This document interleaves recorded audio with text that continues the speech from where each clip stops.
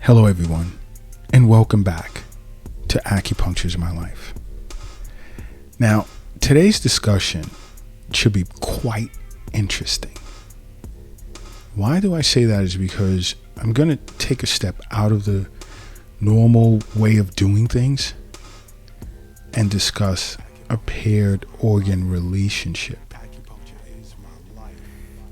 Whereas one is a yin organ to an acupuncturist and the other is a yang organ to an acupuncturist. But neither one of these are actual organs when it comes to Western medicine. Now, one you may have heard of, and the other more than likely you have not, unless you're seeing an acupuncturist on a regular basis, which you should be.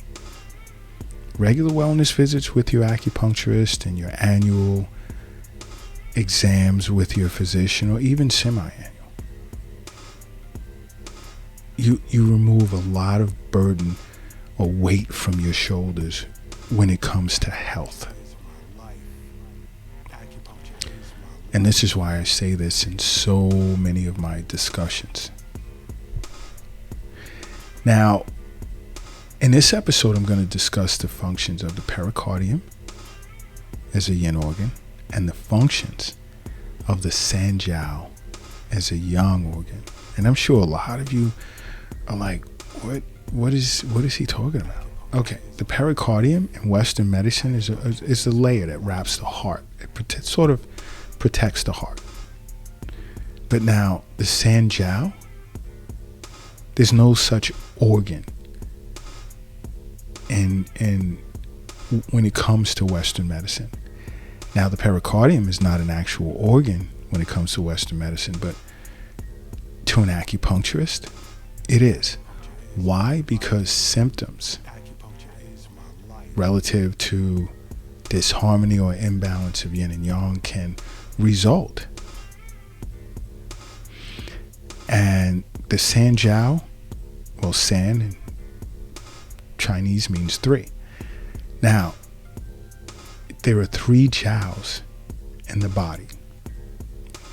There's an upper jiao, which contains the heart, the lungs, and the pericardium. And there's the middle jiao, which contains the spleen and stomach, the most important area in the body. And I know you guys are sick of hearing me speak about the spleen and stomach, but those two organs are super, super important. Something goes terribly wrong with the spleen and stomach, and you can pretty much count life over, in my opinion, because it's responsible for post-heaven chi. The spleen absorbs and stomach absorb the essence from the foods, and keep in mind, I'm not talking about processed foods, but from the foods, good foods, quality carbs and fats and proteins from the foods in which you ingest. Your middle jiao, which is comprised of the spleen and stomach, extracts the natural essences from these foods, and stomach chi sends what's not usable down to exit the body. Spleen chi goes up. Spleen chi sends the essence up to the heart and the lungs to create blood and chi and proper nourishment to circulate throughout the body, to afford it its energies to function. It's your middle jiao. And then your lower jiao, this is why it's called san jiao. San is three. Your lower jiao is comprised of your liver and your kidneys, bladder, and so forth. Gallbladder. So this is why I said it's important to understand the functions of the yin and yang organs from an acupuncturist perspective. And anytime you feel you're getting lost or whatever, you can always go to the Acupuncture is My Life YouTube channel or even rewind and go back to previous episodes discussing the functions of the internal organs. And this isn't following Western concept, okay, as understood by an acupuncturist. Acupuncture is my life. Acupuncture is my life. But what I'm going to need you to do right now, as I've said in past episodes,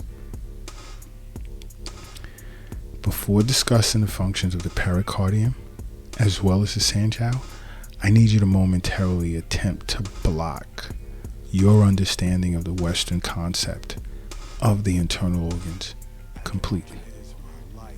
Okay? Acupuncture is my life. Now, just as in Western medicine, the pericardium is a membrane that wraps around the heart. But to an acupuncturist, the pericardium also governs blood as well as it houses a person's mind, just like the heart. Acupuncture is my life. More times than not, Acupuncture is your mental, your mind, your shin resides in the heart. Now, the pericardium to an acupuncturist can also invigorate as well as cool down a person's blood, along with stimulating and calming a person's mind. And that's the main reason when I see someone is suffering from emotional or mental issues, I always needle points on the pericardium meridian. Because needling points on the meridian that represents the pericardium, that is represented by the pericardium, it tends to calm and relax a person. But now, in discussing the pericardium as an organ to an acupuncturist, the pericardium protects the heart from exterior pathogenic factors. You see, so you really can't hear of heart cold, heart damp, things of that nature. The pericardium would be affected by exterior pathogenic factors before the heart would. Well, usually the heart just wouldn't. Okay. The pericardium presents with many of the same functions as the heart, which make it of secondary importance to the heart from an acupuncturist perspective. So when you get a moment, check out my video on the functions of the heart on the Acupuncture is My Life YouTube channel. You see, the pericardium mimics its functions a great deal due to its anatomical location to the heart. As I stated, it's a membrane that wraps around the heart to protect it. Now, when it comes to the Jiao as an organ, albeit somewhat fictitious, simply because a yang organ is needed to pair with the pericardium as a yin organ, it does not actually have any form, and it's actually not an organ. And as I stated earlier, it basically just covers 3 areas of the body. Like I said, the upper part, which consists of the heart, lungs, and pericardium. The middle part, which consists of the spleen and stomach. And the lower part, which is the lower jiao. It's 3 jiaos: upper jiao, middle jiao, and lower jiao, which houses the kidneys, liver, bladder, gallbladder, and so forth. You see, the Jiao to an acupuncturist controls the transportation and the penetration of qi, as well as it controls the water passages and excretion of fluids. So sometimes when fluids are not flowing properly throughout the body, and there may be edema or stagnation of body fluids in a particular jiao, there are points on the the Jiao meridian that an acupuncturist would needle to reinvigorate the proper flow and functions of the water passages, as well as transportation and penetration of chi. So movement of chi to some extent falls under the control of the Sanjiao meridian as well, which is why I say see a local acupuncturist. Because when you sit with them and you're possibly, I hope not, I hope you'd just be going for a wellness visit, but possibly suffering from a particular disorder, he or she may have to needle the Sanjiao meridian, and he or she will thoroughly explain it to you as to what's going on. My explaining the functions is that, once again, when I'm discussing diseases, to be interpreted from an acupuncturist perspective, so that when I'm explaining to you how it's treated by an acupuncturist, it becomes real simple. Okay? Now, when it comes to, let's say, pathologies or patterns of the pericardium, the heart and the pericardium are really, really closely related, but they do have their differences. Okay? They do have their differences. The pericardium, more times than not, is affected by mental and emotional strain. And it reflects or presents itself, for the most part, in the upper jiao, in the chest area, where most times you'll feel like oppression of the chest, a feeling of stuffiness of the chest, or a feeling of distension of the chest, or even chest pain. And you know, there are other characteristics that differentiate the heart from the pericardium. Is the fact that the pericardium also has involvement with the lungs because of its location.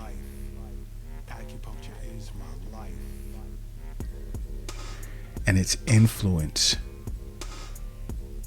on chi of the chest.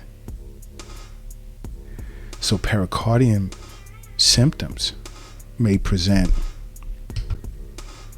with symptoms of, let's say, shortness of breath and even cold hands. Another characteristic that differentiates the pericardium from the heart when it comes to pathologies or patterns is that when a person experiences acute fevers, it's usually the pericardium that's been affected. Remember that. It's very important. You must remember that. Now, when it comes to, let's say, an exterior pathogenic factor such as heat, and sometimes when exterior heat affects the body and turns into interior heat, it usually affects the pericardium and not the heart. That's another difference. Now, all right, let me give you some examples while we're on the topic of exterior heat. When a person, let's say, is experiencing heat in the pericardium, they would experience, let's say, fever at night with mental confusion, incoherent speech, or even aphasia. Their body will be hot. Their hands and feet will be cold. And there can be even some cases of delirium. You know, and if you know anyone that's ever experienced those symptoms, that's a sign of heat in the pericardium. Now, to an acupuncturist, a red tongue with no coating and fever at night, and in some cases delirium, is enough for an acupuncturist to understand that there's heat in the pericardium. Now, what can cause this? as I'd stated, it can be the body being affected by wind heat as an exterior or external pathogenic factor. Now, this wind heat gets into the body, into the interior, and as I said, it transforms into internal heat. And an acupuncturist knows to clear out this heat that's affected the body. Now, the pericardium can also suffer from blood deficiency, where, let's say, a person can experience a feeling of stuffiness and discomfort in the chest, right? And there can be even be a dull ache in that area as well, with some shortness of breath, heart palpitations, insomnia, dizziness, anxiety, poor memory, dream disturbed sleep, and can easily be startled. And it will also present like with this pale stumbling on words here. They'll also present, I need some tea, green tea, but they can also present with this pale complexion that appears as dull, quite dull. Now, blood deficiency of the pericardium is usually tied to emotional strain, because I'd said earlier, just like the heart, the pericardium also houses the mind, because the pericardium is the protector of the heart. So a lot of its functions are similar. So if you ever present with some of these symptoms, understand that it's blood deficiency of the pericardium. And what can cause that is, like I stated, emotional strain such as grief and sadness. And this is usually as a result of being heartbroken. And I've even had patients come into the Acupuncture My Life clinic here in New York City, presenting with these symptoms. Again, stuffiness and discomfort in the chest, sometimes even with a dull aching sensation in the area, some shortness of breath. They can't sleep at night, sometimes feeling dizzy. They wake up in the middle of the night, memory is going bad. I know just from insomnia with discomfort in the chest and heart palpitations, there's a strong possibility of blood deficiency of the pericardium. So if you ever experience those sensations, and see, I love giving examples of patterns so that when I'm eventually actually talking about diseases, whether it's autoimmune or chronic illnesses, whatever, there'll be some symptoms where you'll say, hey, I remember that symptom. It's like spleen chi deficiency, or this is blood deficiency of the pericardium, or lung chi deficiency, or kidney yin deficiency. That's the purpose of me explaining this. Then it all comes together when it's time to think about yin and yang. And some of my patients enjoy it because they'll come in attempting to self-diagnose. And it's cool. It's cool. I mean, the brain is working, and they put two and two together to understand the importance of yin and yang being balanced in order for the body to self-regulate. And they become conscious of, or they become aware that, wow, this internal organ could be suffering from yang deficiency, yin deficiency, excess of yang, excess of yin. Blood deficiency, which is yin, because blood is nourishing. Qi is what moves the blood, which can be considered yang. It's the purpose of me explaining the functions of each and every internal organ, from an acupuncturist perspective. Now, when it comes to blood deficiency of the pericardium, an acupuncturist may look to nourish blood, strengthen the pericardium as well as the heart, along with invigorating chi and blood in the chest. Now, the pericardium can also suffer from extreme heat, like it's just so much heat that it's the equivalent of fire. Like, whoa, it's hot. You could even say pericardium fire, so that you can understand its extreme heat in the pericardium, where there will be palpitations, tightness and heat in the chest, and your chest may hurt a little. You'll find yourself breathing rather quickly. There'll be mouth and tongue ulcers. You'll be thirsty a lot, agitated. You'll feel hot. There'll be mental restlessness, insomnia, dream disturbed sleep, and bitter taste in the mouth. I've had patients walk in and say, "Doc, I had this bitter taste in my mouth after I woke up." And for women, they'll experience heavy periods too. And I'll ask them questions like, did you feel any tightness in your chest or rapid breathing? Check the mouth for ulcers. Are they presenting as agitated? Is there heat? Palpate different areas of the body, especially along the pericardium meridian.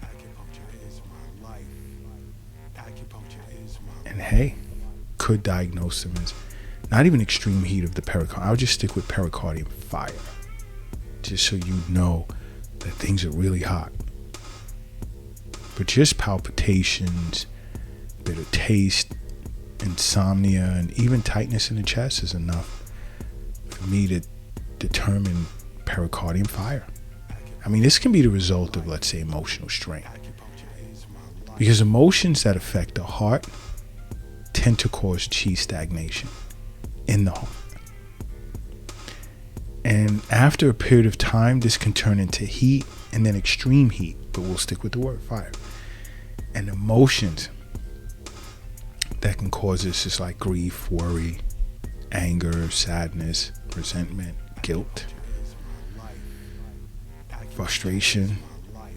Emotional strain can cause it, especially when it's bottled in. That's what makes it so hot. And also your diet. Eating tons of red meat, hot foods, drinking lots of alcohol. This can contribute to the formation of this extreme heat, or again, fire. So in a case like that, I can look to drain this fire of the heart and the pericardium to clear up this pattern. But more times than not, patterns usually aren't exclusive. They accompany other patterns of other meridians. But I'm just breaking them down to you one by one, separately, so that you'll begin to notice combination patterns in the future as I'm talking about, or, getting into different diseases. Now, phlegm can create this extreme heat that affects the pericardium too. And especially in Western society, individuals have issues with the overproduction of phlegm based on their diet. All right? So this phlegm creating extreme heat that affects the pericardium can present with, again, heart palpitations, oppression in the hot chest. An oppressed and hot chest is annoying, with chest pain, bitter taste, red face, thirsty, fast breathing. And they tend to expectorate a lot of phlegm, especially thick yellow phlegm. And there'll be a rattling sound in the throat.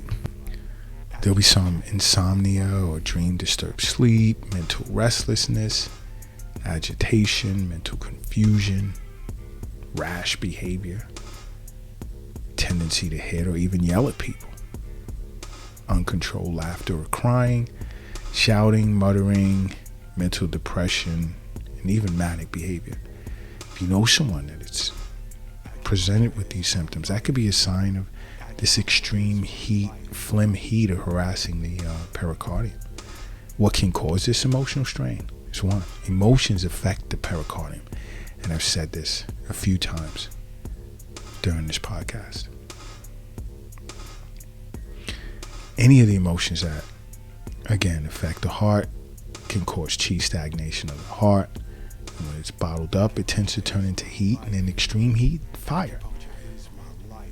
Again, sadness, grief, anger, worry, frustration, resentment can play a part. And diet, remember? Just a few seconds ago, diet. Hot, greasy foods, fried chicken and stuff like that leads to the formation of phlegm. All right? And you get this a lot in Western society.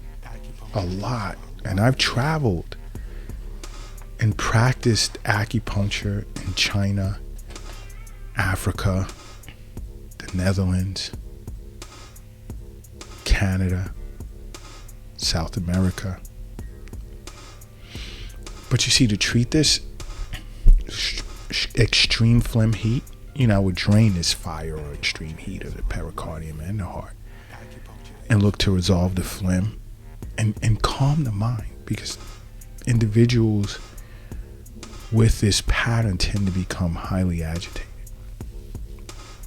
Another can be stagnation, chi stagnation in the pericardium, where you'll feel distension and slight pain in the chest, tightness in the chest, shortness of breath, feeling of a lump in your throat. Ever feel that? Does it accompany those symptoms along with sighing, palpitations, irritability, depression, poor appetite, cold limbs? That can be a sign of chi stagnation in the pericardium. Again, this happens as a result of, this develops as a result of emotional strain, again, such as sadness, grief, guilt, worry. That tends to like ball up chi, like knot it, like into a round knot in the chest, leading to chi stagnation in that area. And that's where the discomfort in the chest will come from. And as an acupuncturist, I could look to invigorate chi in the chest, to regulate the pericardium and heart, and calm the mind. Notice I used the word regulate. Gotta balance yin and yang. There's yin and yang in every organ. All right? And it's about that balance.